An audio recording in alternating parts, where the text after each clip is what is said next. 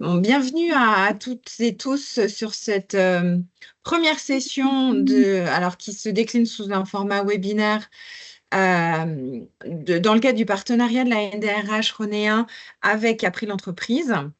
Donc, dont le fil rouge est la santé.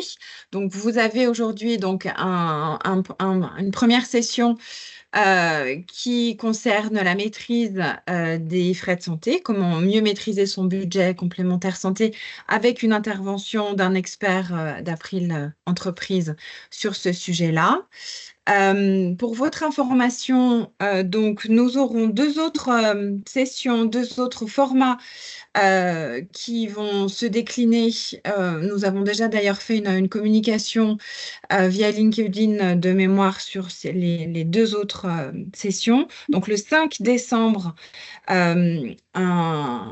un événement sous le format de petit déjeuner dans les locaux d'April Entreprise qui nous accueille et on les en remercie sur le sujet de la santé des 18-25 ans.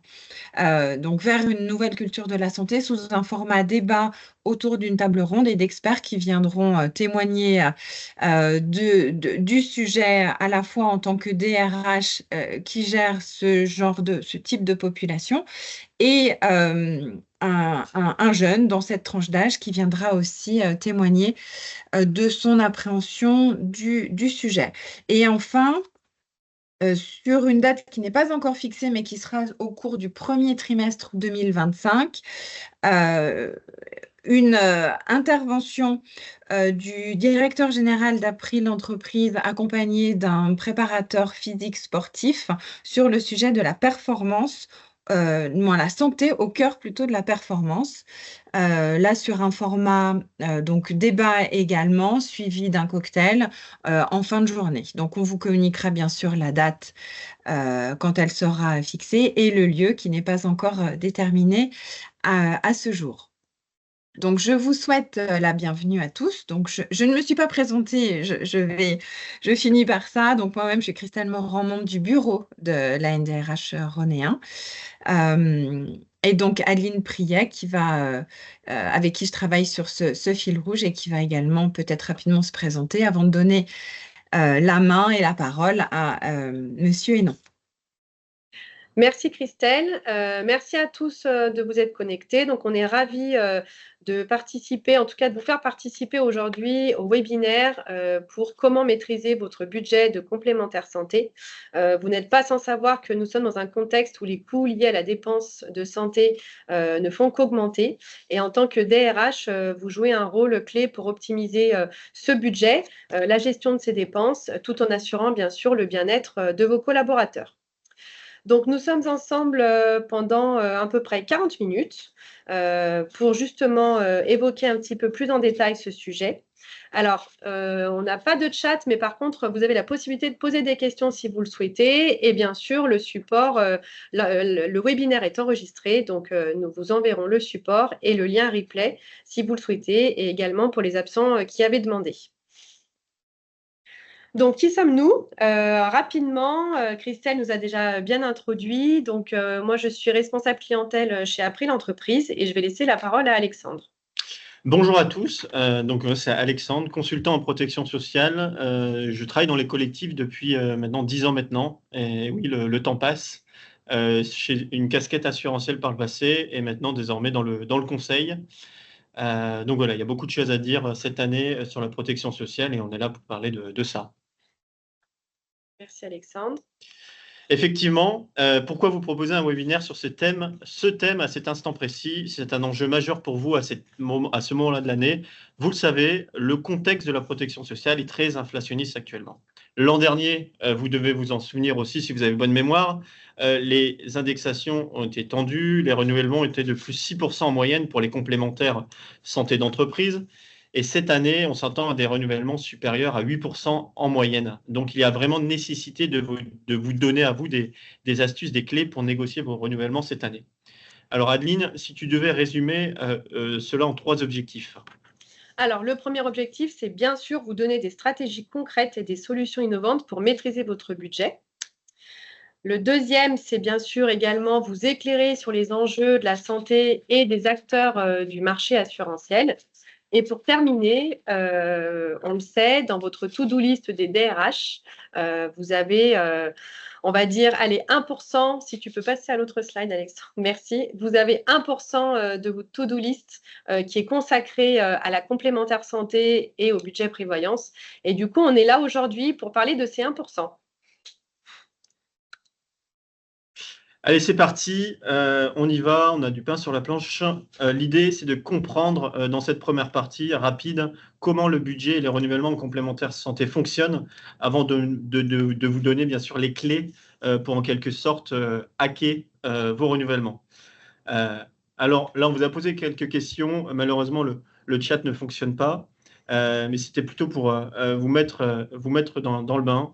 Alors, selon vous, vous pouvez réfléchir chez vous ou sur votre bureau. En 2023, quel était le montant total des dépenses de santé en France? Complémentaire santé, sécurité sociale, et en milliards d'euros. Donc, il était de 330 milliards d'euros, ce qui est énorme, ce qui représente plus de 11% du PIB. Donc, ça, c'est en France. Pour vous donner un ordre d'idée, parmi les pays de l'OCDE, la France est troisième. Première place, il y a les États-Unis, mais c'est très spécial parce qu'ils ont un système privé où ça coûte beaucoup plus cher. En deuxième position, c'est l'Allemagne pour des raisons différentes. En Allemagne, simplement, les prestations sont mieux valorisées, les prestations des médecins et des spécialistes, donc forcément, ça coûte plus cher de s'y déplacer. En troisième position, la France. Ça coûte très cher le système français au niveau de la santé, alors qu'aujourd'hui, on se plaint de son efficience. Donc, il y a certainement moyen de faire mieux avec moins, et c'est ce qu'on verra durant notre présentation.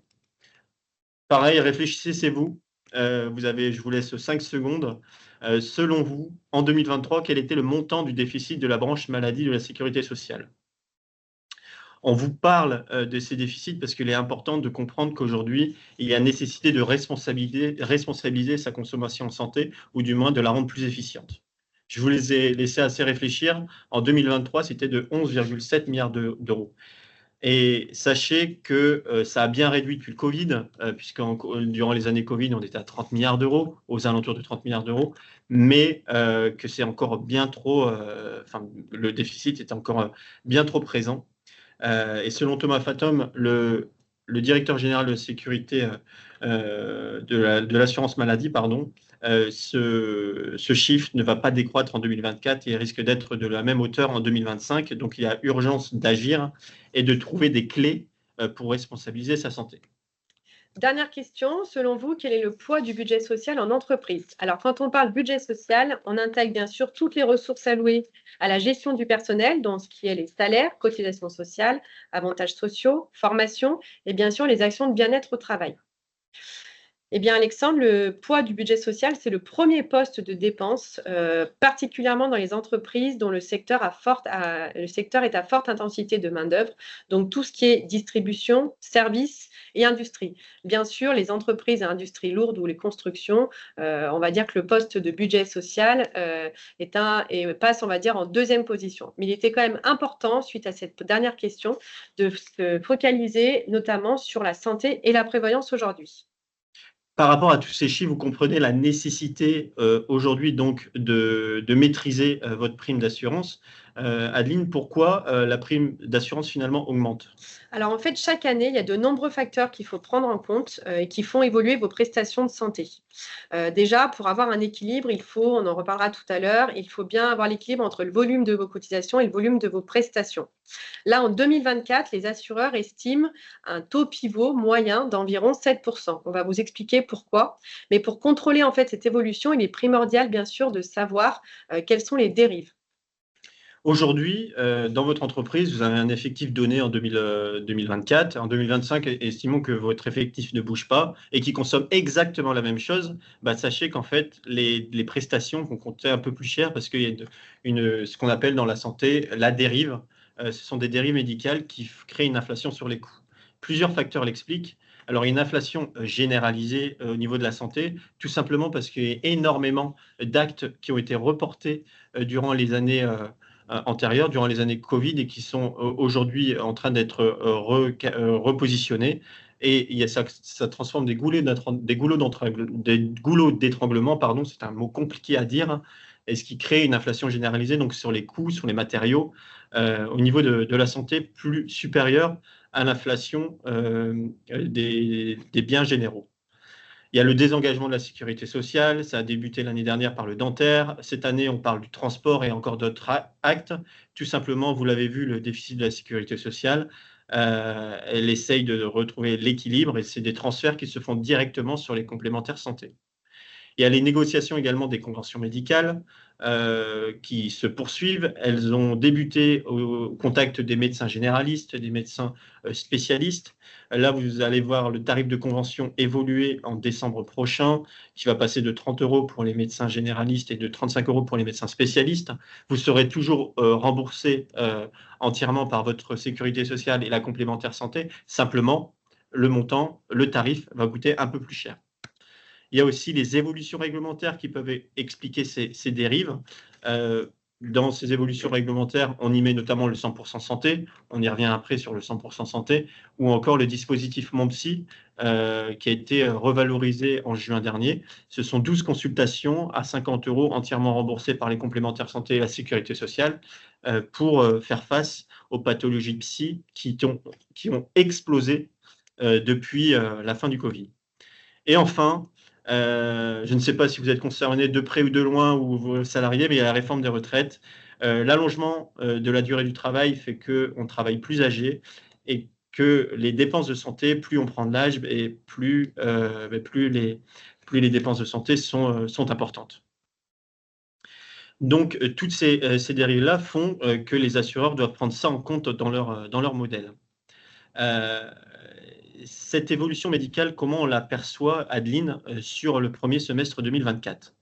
Alors en fait, la tendance est toujours à la hausse, malheureusement, sur l'ensemble des postes de santé. Là, vous voyez une étude qu'a réalisée notre service actuariat en comparatif par rapport au benchmark de nos portefeuilles clients et de nos partenaires assureurs et gestionnaires. Et on peut se rendre compte qu'effectivement, l'ensemble des postes est à la hausse entre le premier semestre 2023 et le premier semestre 2024. Sans compter bien sûr la hausse du plafond de sécurité sociale qui est estimé à plus 1,6% à partir du 1er janvier 2025. Là, nous aurons la confirmation de cette évolution par publication du journal officiel avant fin 2025. Maintenant, on a vu comment on pouvait anticiper. En fait, avant de voir comment anticiper, bien sûr, cette hausse, on aimerait quand même vous expliquer un petit peu comment est le modèle des assureurs pour mieux comprendre. Forcément, ces hausses de prestations là que vous voyez qui sont, c'est la réalité des chiffres que nous avons nous ici dans nos machines, dans nos ordinateurs. L'assureur, son travail à lui, c'est de prévoir. Donc lui, il a prévu la hausse de la consommation en 2024 et ce qu'il est en train de faire, il prévoit la hausse de la consommation en 2025. Et là, l'assureur, il est en train de travailler sur vos niveaux de cotisation au 1er janvier 2025 pour qu'à la fin de l'année, le niveau de prestation soit à l'équilibre avec le niveau de cotisation qu'il a anticipé. Donc là, on vous a caché le nom des assureurs, mais grosso modo, c'est les moyennes que les assureurs prédisent de l'indexation de leur portefeuille. Vous, notre travail à nous, là, aujourd'hui, on est avec vous, c'est pour vous donner les clés pour que ces moyennes ne soient pas la réalité de vos renouvellements. Il y a plein de choses sur lesquelles vous pouvez jouer.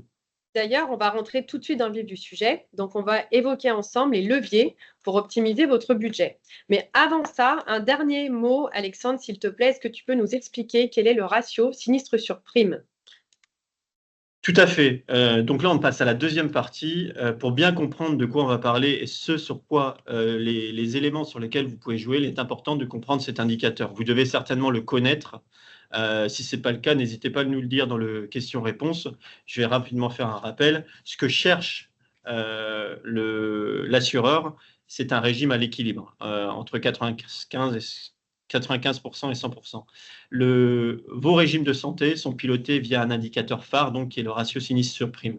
C'est simplement la somme des sinistres qui a été réalisée par vos salariés durant toute une année donnée divisé par la somme des cotisations nettes reçues. Donc, la somme des cotisations nettes où il y a les taxes et où il y a les frais qui sont enlevés.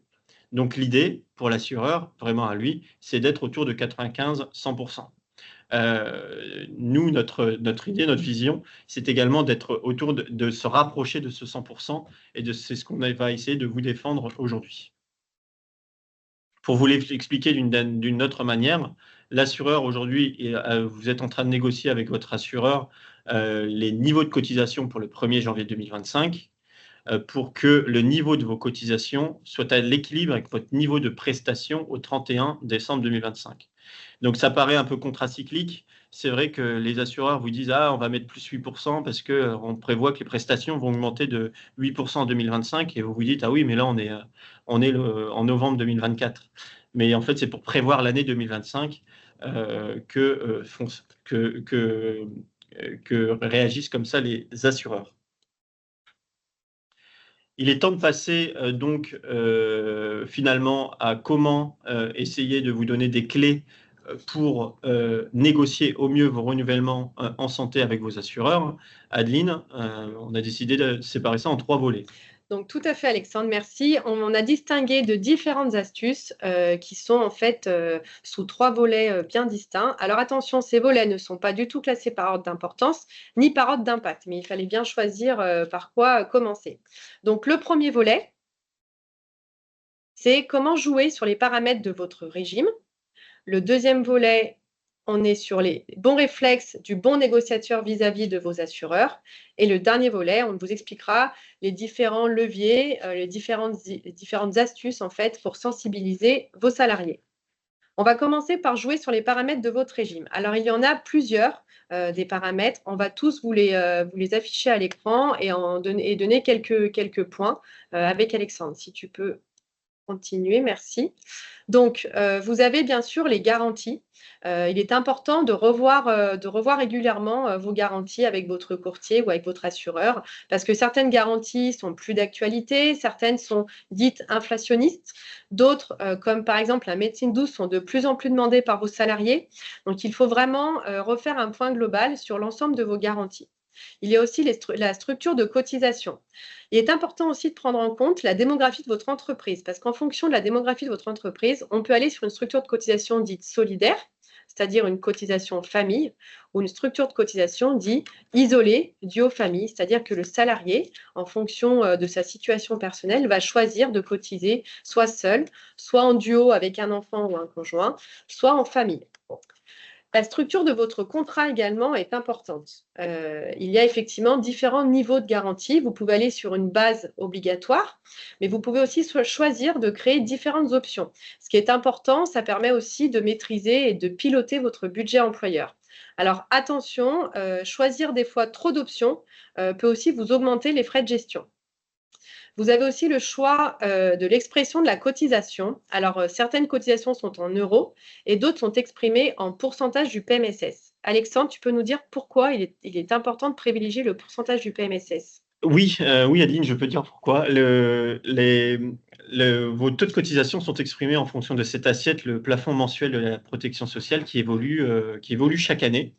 Et l'idée d'exprimer vos taux de cotisation par rapport à cette assiette, c'est que l'assiette, elle évolue chaque année par rapport à l'évolution des salaires. Et en fait, ça peut permettre de prendre en charge une partie de la dérive naturelle des coûts de santé, et ce qui vous permettrait de défendre plus facilement vos taux de cotisation vers un maintien de taux, par exemple.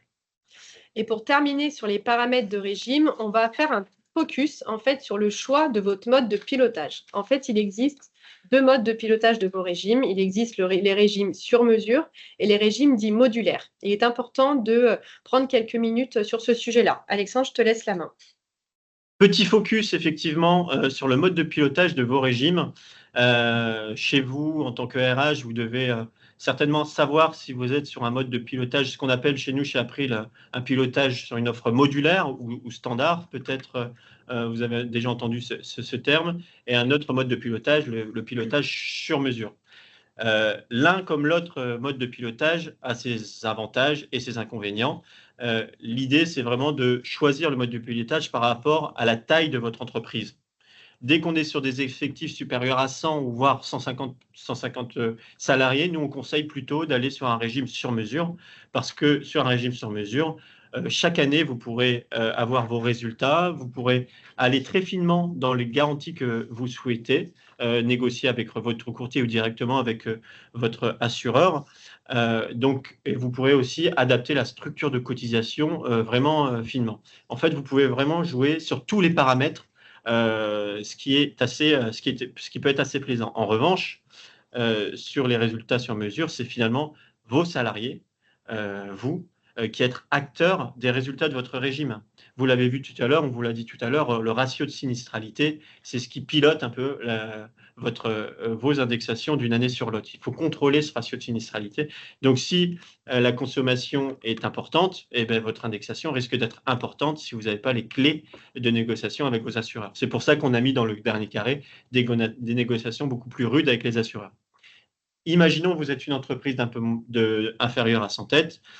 Nous, on privilégierait un mode de pilotage modulaire. Vous êtes sur une offre packagée d'un assureur. C'est une offre sur laquelle il y a de nombreuses entreprises qui sont également affiliées à cette offre. Et dans ce cas-là, vous êtes mutualisé. Et il y a beaucoup moins cette variation des résultats qu'il peut l'avoir sur une offre sur mesure lorsque les effectifs ne sont pas significatifs. Donc, vous aurez des renouvellements, mais des renouvellements qui seront limités et aussi des risques de résiliation parce que l'assureur a ce pouvoir-là de résilier votre régime sur mesure si vos résultats sont trop déficitaires. Là, les risques de résiliation sont beaucoup plus limités. Donc, vous voyez, l'un comme l'autre, il y a deux avantages. Il y a des avantages et des inconvénients sur les modes de pilotage. Donc voilà, il fallait bien s'attarder sur ce paramètre-là. Et il y a un autre paramètre secret, Adeline, sur lequel tu voulais revenir. Alors, un paramètre surprise, on va dire, c'est votre participation employeur. Alors, comme vous le savez, depuis le 1er janvier 2016, la complémentaire santé collective est obligatoire dans les entreprises avec une participation employeur de minimum 50%. C'est un paramètre qu'il faut prendre en compte dans vos budgets, dans le pilotage de vos budgets, parce que vous pouvez tout à fait l'évoluer, cette part employeur, donc toujours en gardant le minimum de 50%. Et c'est toujours intéressant puisque vous avez des avantages sociaux et fiscaux. Donc d'un point de vue de l'employeur, les contributions employeurs sont exclues de l'assiette des charges sociales et sont déductibles du bénéfice imposable. Et d'un point de vue du salarié, les contributions sont déductibles également du revenu imposable. Voilà, donc c'est un paramètre qu'on voulait aussi vous montrer parce qu'il est aussi important à prendre en compte dans l'évolution en fait et l'évaluation surtout de votre budget. Passons maintenant au deuxième volet, adopter les réflexes du bon négociateur, Alexandre. Tout à fait. Je vais boire un verre d'eau, une gorgée d'eau, et je vais vous laisser réfléchir chez vous à quels sont les bons réflexes en tant que RH vous pourriez adopter pour justement négocier au mieux vos renouvellements annuels. Une fois que j'ai terminé ma gorgée d'eau, j'estime que vous avez terminé de réfléchir chez vous. Et là, on va vous donner les différents réflexes à adopter. Alors, tout d'abord, il y a l'anticipation. Avec les assureurs, vous savez, leur travail, justement, c'est d'anticiper. Il faut essayer d'anticiper encore plus rapidement qu'eux. Il est important, lorsque vous êtes sur un régime, un mode de pilotage sur mesure, de suivre vos résultats dans l'année. L'analyse du premier semestre peut notamment vous donner la tendance de la consommation de l'année à challenger auprès de votre assureur. Tout à l'heure, on vous a parlé des dérives moyennes. Dans dérives moyennes, il y a le mot moyenne. Votre dérive à vous, propre à votre entreprise, propre à votre collectif, elle est peut-être différente. Peut-être que vous avez fait des actions de sensibilisation qui vont faire que cette courbe va en réalité être bien meilleure que la moyenne qui est sur le marché, avec laquelle négocient les assureurs. Réactualiser les besoins des employés et leur couverture. Peut-être qu'il y a des garanties qui ne sont plus à l'ordre du jour au sein de votre couverture santé. Dans ce cas-là, qu'il faut les challenger et préparer un argumentaire face à l'assureur. La préparation, c'est le premier atout lors d'une négociation. Je ne vais peut-être pas faire les 5, mais il y a une deuxième chose, la mutualisation de vos risques. Souvent, on voit l'assureur comme le méchant. L'assureur, ça peut également être un partenaire. Il faut bien comprendre que la santé, ça se pilote d'une année sur l'autre. Il y a d'autres risques que vous pourriez consolider chez un même assureur, comme la prévoyance. La prévoyance, ça se pilote complètement différemment et c'est généralement le risque qui est bénéficiaire. Si vous placez les deux risques chez un même assureur, il pourra regarder ça au global et dans ce cas-là, vous pourrez également négocier au mieux vos renouvellements santé. Donc ça, c'est des choses qu'il faut quand même avoir en tête. il y a encore un dernier point, la séparation de la gestion du porteur de risque. Ça, c'est un domaine également qui peut être intéressant pour diminuer vos frais. Le porteur de risque, c'est l'assureur. Le gestionnaire, aujourd'hui, c'est celui qui va gérer vos cotisations, qui va payer les prestations, et c'est deux choses différentes. Le séparer permettrait d'optimiser également vos frais. L'analyse de vos résultats, on l'a dit tout à l'heure, ça permet également de voir éventuellement des dérives. Est-ce qu'il ne faudrait pas mettre un plafond de garantie quelque part pour un peu contenir la consommation de vos salariés? Il faut aller vraiment finement dans cette analyse des résultats. Il y a peut-être des garanties aujourd'hui qui sont gadgets, que vous payez auprès de l'assureur et dont vous ne vous servez pas. D'ailleurs, Alexandre, quelle est la bonne fréquence pour analyser les résultats? La bonne fréquence pour analyser 2 fois par an, une première fois en juin et la deuxième fois lorsque votre premier semestre est sorti, en octobre, septembre-octobre paraît la chose nécessaire. Vous challengez 2 fois votre assureur au cours de votre pourcentage de temps que vous avez consacré à la protection sociale. J'ai beaucoup parlé, je vais laisser Adeline. Il y a un dernier élément également qui peut être un bon réflexe pour bien négocier avec ses assureurs, c'est le fait de se faire accompagner. Alors, merci Alexandre. Sans rentrer forcément dans le détail, on vous donne quand même les quelques avantages d'avoir un courtier pour vos contrats de protection sociale. C'est parce que le courtier a forcément l'expertise, la connaissance du marché. Il peut benchmarker rapidement les conventions collectives en fonction de ses clients, en fonction de la consommation des salariés par secteur d'activité. On peut effectivement vous proposer des solutions sur mesure adaptées au profil de l'entreprise ou passer sur un standard quand effectivement ou une offre modulaire quand la taille de l'entreprise ne permet pas d'avoir un contrat sur mesure. C'est un bon point, un bon argument qu'un courtier peut voir directement avec vous. Il a aussi un point de négociation qui est très important parce qu'il gère il peut gérer des millions ou des milliards de primes d'assurance et du coup, son point de négociation est beaucoup plus important envers l'assureur que forcément vous. Et c'est aussi pour vous un gain de temps. Donc, vous aurez toujours ce 1% dans votre to-do list, mais en tout cas, il sera quand même beaucoup plus allégé si vous êtes accompagné par un courtier. Et bien sûr, un support continu avec de la veille juridique, un support actuariel de vos comptes et en espérant bien sûr des économies aussi en adoptant une bonne couverture. On en a terminé sur ce deuxième volet. Il y a peut-être un sujet spécifique, Alexandre. Je t'écoute. Un sujet spécifique. Oui, on va passer au troisième volet, sur le troisième volet qui est sensibiliser vos salariés. Pourquoi sensibiliser aujourd'hui vos salariés? On va parler du principe de la mutualisation. Vous l'avez vu tout à l'heure, le principal indicateur, c'est un peu finalement le fil rouge de cette présentation, principal indicateur sur lequel se basent les assureurs, c'est le ratio sinistralité sur prime.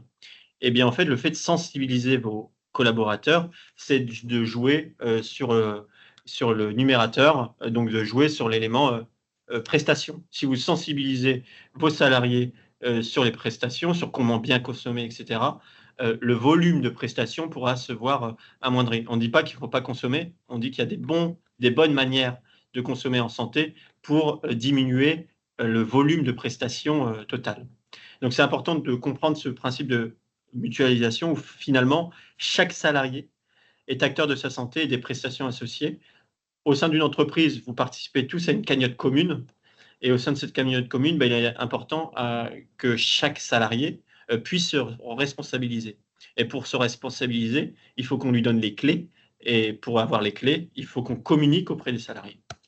Alors, quels sont les axes de communication possibles? Alors, pareil, merci Alexandre. On va vous donner les différents axes de communication possibles, sans tous les détailler, mais vous donner en tout cas quelques points. Donc, bien sûr, comme vous a dit Alexandre, le salarié est aussi acteur de son régime. Il est important qu'il soit sensibilisé à comment bien consommer ses dépenses de santé. Il y a les bonnes pratiques que vous pouvez effectivement communiquer auprès de vos salariés. Respecter aussi le parcours de soins. Qu'est-ce que le parcours de soins? Comment adopter les réseaux de soins aussi que vous pouvez avoir dans vos contrats? Toutes ces petites infos, ces petites astuces, en fait, vous êtes là aussi, votre rôle, c'est de pouvoir les communiquer et sensibiliser vos salariés. Et bien sûr, les axes de prévention. Mieux vaut prévenir effectivement que guérir. C'est aussi des axes de prévention qui permettent d'augmenter votre bien-être au travail pour les salariés. Il est important de pouvoir sensibiliser les salariés sur différents risques la conduite à adopter, la sédentarité par exemple. Et comme on disait tout à l'heure, penser à présenter le dispositif Monsi. De plus en plus, la santé mentale est un axe que les entreprises privilégient et essayent de prévenir leurs salariés. Clairement, communiquer sur le nouveau dispositif Monsi est des fois une bonne solution aussi pour aider vos collaborateurs. On a bien sûr le 100% santé. Les actualités du 100% santé sont nombreuses. Là aussi, il faut pouvoir avoir un point de vigilance sur ce sujet et pouvoir présenter aux salariés qu'est-ce qu'effectivement le 100% santé, quel est le rôle et l'obligation de son dentiste et de son opticien. Tous ces axes de communication, en fait, sont possibles. Alors, vous en avez beaucoup. Il faut pouvoir effectivement choisir vos priorités en fonction de votre entreprise, en fonction de vos salariés. Et pour terminer, un dernier slide sur comment, en fait, communiquer auprès des salariés. Il y a plusieurs axes. Plein de leviers, plein d'axes, plein de supports de communication possibles. Donc, vous pouvez le réaliser par vous-même si vous êtes expert en santé, ou vous pouvez vous demander éventuellement à votre partenaire, celui qui vous accompagne dans les négociations. Nous, chez April, on a développé plusieurs outils à disposition donc des RH pour communiquer auprès des salariés, que ce soit des guides sur adopter les bons réflexes pour maîtriser ses dépenses de santé. On envoie également des emails récurrents, puisque ce qui fait la bonne prévention, finalement, c'est quand même le fait de répéter, répéter, répéter. Et c'est là où on pourra avoir des enjeux et voir des impacts sur le S sur P. On réalise également des webinaires ou des interventions sur site. Les interventions sur site qui peuvent avoir quand même plus d'impact également. Donc, c'est toutes des choses qui peuvent être mises en place. Et il faut également penser aux assureurs avec lesquels vous travaillez. Parfois, ils ont aussi des moyens de communication ou des actions de prévention qui peuvent déployer, ce qui peut être aussi important. Je rajouterais aussi qu'ils ont certains partenaires qui peuvent aussi vous aider et c'est aussi le rôle du courtier de vous accompagner dans votre plan de communication auprès des salariés toute l'année. Mais certains assureurs travaillent avec des partenaires qui sont très intéressants pour développer la prévention au travail, pour développer certains sujets comme les risques psychosociaux, on l'a dit tout à l'heure, mais aussi la partie aussi TMS. Qu'est-ce que c'est TMS, Alexandre, s'il te plaît? C'est une question qui était très bonne, Aline. C'est le trouble musculo-squelettique. Voilà. Voilà, donc différents sujets que vous pouvez développer au sein de votre entreprise avec bien sûr différents axes de communication. Je crois qu'on en a terminé. Est-ce que tu as un mot de conclusion? Si j'ai un mot de conclusion, on avait le défi quand même de vous faire cette présentation en 30 minutes. Bien sûr, nous, si vous avez des questions, on est à votre disposition. Là, on avait prévu 10 minutes de questions-réponses, donc il ne faut vraiment pas hésiter. Là, c'est la période durant laquelle vous négociez avec vos assureurs. Donc, si vos renouvellements ne sont pas terminés, n'hésitez vraiment pas à revenir avec ces arguments béton, à éplucher peut-être cet après-midi vos contrats santé et regarder s'il y a peut-être quelque chose qui est à améliorer. Et j'ajouterai autre chose, on n'en a pas forcément parlé là, mais il y a toujours la possibilité, si vous n'êtes pas d'accord avec un renouvellement, de faire un appel d'offres, de mener un appel d'offres sur le marché pour voir un peu où se situe votre régime. Il ne faut pas le faire tous les ans, parce que dans ce cas-là, vous décrédibiliserez quelque part votre régime auprès du marché, mais c'est quelque chose qui peut avoir sens lorsque vous n'êtes pas d'accord avec un renouvellement qui est proposé. Merci Alexandre, merci à tous en tout cas pour votre écoute. On espère que vous avez appris quelques astuces, quelques points d'attention pour vos contrats. On est ravis de travailler avec la NDRH Ronéen sur ce fil rouge santé et on espère vous voir au prochain événement que Christelle a annoncé sur le mois de décembre. Merci à vous deux, Adeline et Alexandre, pour ces nombreux tips qui vont assurément permettre à nos adhérents de s'emparer du sujet et de réfléchir avec des outils pratico-pratiques pour comment maîtriser leurs dépenses santé dans leur organisation. J'avais une question pour ma part. Est-ce que le support, est-ce qu'il est possible de le récupérer, de le diffuser auprès des adhérents qui étaient présents aujourd'hui? Oui, tout à fait. On va vous le faire passer, Christelle, comme ça vous pourrez le diffuser à ceux qui n'ont pas pu se connecter d'ailleurs. Et pour les D'accord, présents, comme on a la liste, on va tout à fait leur envoyer. parfait. Et on aura dans un second temps le replay également qu'on vous fera passer. Super, parfait.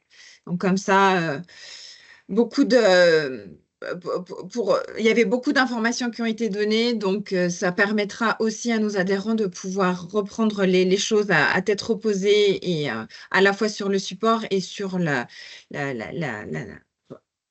vision de nouveau de l'enregistrement. Donc merci vraiment à vous deux, c'était très intéressant.